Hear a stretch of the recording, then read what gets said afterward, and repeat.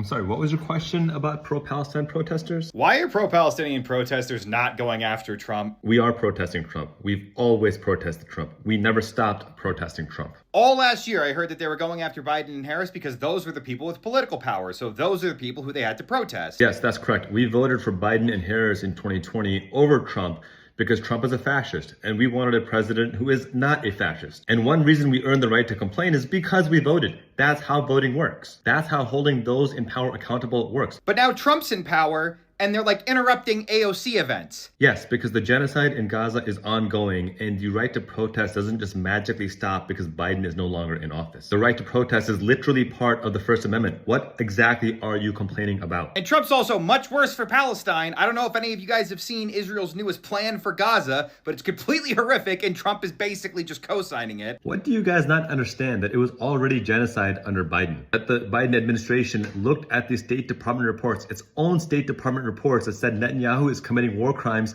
and the Leahy laws mandate that we stop funding him. And instead of listening to his own State Department, Biden ignored it altogether and continued to fund Netanyahu. And now his own aides are saying that Biden actually never tried to even ask for a ceasefire. And why do you keep saying it's worse under Trump as if that absolves Biden?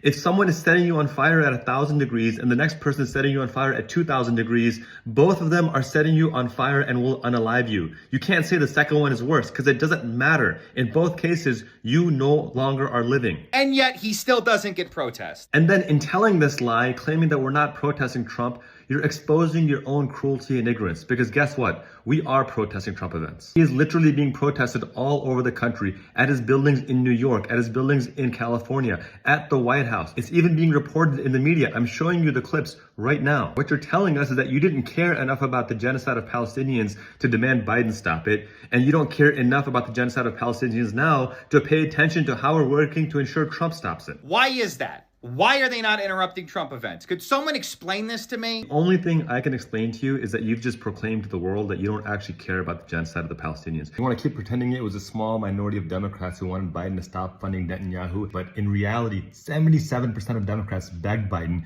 stop funding Netanyahu, and 63% of Americans wanted Biden to stop funding Netanyahu. You don't care about the fact that 30 polls said that this was a make or break issue for Democratic voters to stop funding Netanyahu. And the fact that we still have to explain to you that genocide is bad actually is one of the main reasons we're in this mess in the first place.